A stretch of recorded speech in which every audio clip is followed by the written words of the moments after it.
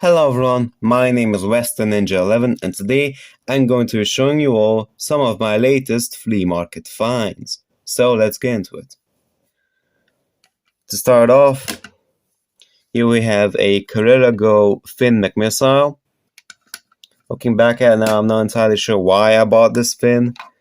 Because right now the only Carrera Go cars that I want to get are the King really. And that's really the only one, so I can have both or all three of the main races from Cars 1, because I already have the McQueen and the Chick.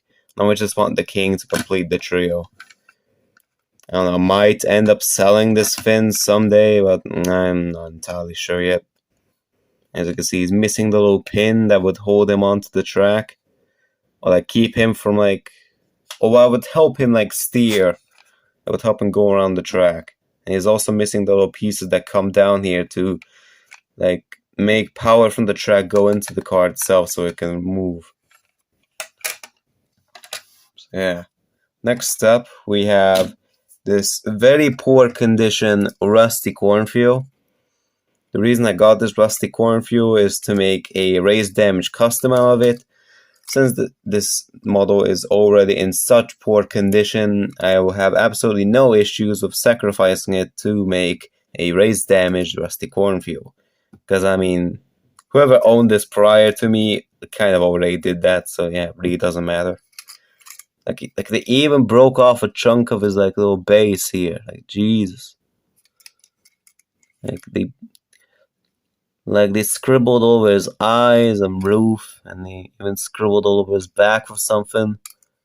He's chipped to the brim, and it also looks like he was probably chucked into sand or something. Look at how dirty he is. Jesus. Moving on. Next up, we have a Buzz Lightyear. The reason I got this was to replace my old Buzz Lightyear, which is in very poor condition compared to this one. The entire front section, all of the paint on it from right here has been chipped off. That's how poor that dude's condition is, sadly. And unfortunately, neither that one or this one have his little helmet, which is quite unfortunate. I hope to obtain the helmet of this Buzz Lightyear someday. And next up, we have a little oddity. We have the AppMates. What was it, AppMate? Yeah, I think it was AppMates. The AppMates Lightning McQueen from Cars 2. The reason I got this was because it was very cheap, and I thought it would be kind of worth something. Because I knew the way that you use these guys is there was an application for iPhones, I think, called Disney Cars 2 AppMates or something like that, and then you would download the app, and once you put this guy on your tablet or phone or whatever you would use it on, you could actually play the game by using him. And there were also some other characters released in this merch line, like Francesco, Mater, Holly, Finn, and Shu. I think those were that was all the characters released in the line, besides McQueen. So yeah. But yeah, I don't think I can really use this guy because I don't have an iPhone. I checked and I can't really find anywhere to download the app itself as well. So yeah, that's a bit unfortunate. As you can see, he is a bit damaged because this piece is coming out. I tried pushing it back in, but I haven't had much success with it. So yeah. Next up, we have a Miss Fritter. The reason I got this Miss Fritter is because the one I currently have, or the one I've had before this one, is the May 1st variant, which is the oldest variant of Miss Fritter that had ever been released. And that one's pretty inaccurate because the saw blade on that one is just the shape of the saw blade, but not the sawed. How do I say this properly? It has the wrong shape, and instead of just molding it to be the shape of the saw blade, they instead just molded the shape of a regular bus stop sign, and then they just printed on a little decal which had this kind of saw blade on it. So yeah, it was quite inaccurate, and they updated that on this later variant. I'm still not satisfied with this variant. I am hoping to one day obtain the variant of Miss Fritter, which has a matte finish, since that is the most accurate variant of Miss Fritter. Because I mean, of course, when you're in a demolition derby, your paint scheme is not gonna be all squeaky clean and glossy like this, of course. So yeah. Next up, we have the fabulous Hudson Hornet.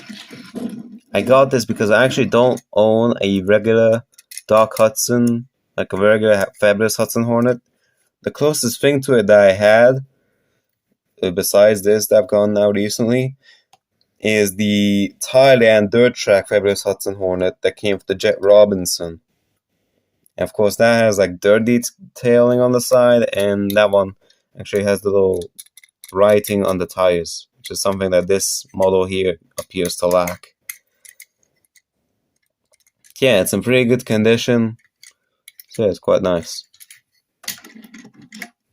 Next up, we have the double-decker bus from Cars 2.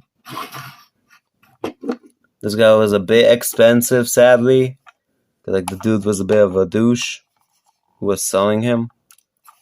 But he's in not that bad condition, although it looks like his tires are like a bit dirty or something. That's a bit unfortunate. And I think his decals are all sun affected as well. This is sticker actually. Because yeah, Mattel pulled a pretty scumbag move here. Made like only this section here is metal. Like this bottom half is all completely plastic. You can kind of hear it. Interestingly, it's actually held together with screws. So yeah, moving on.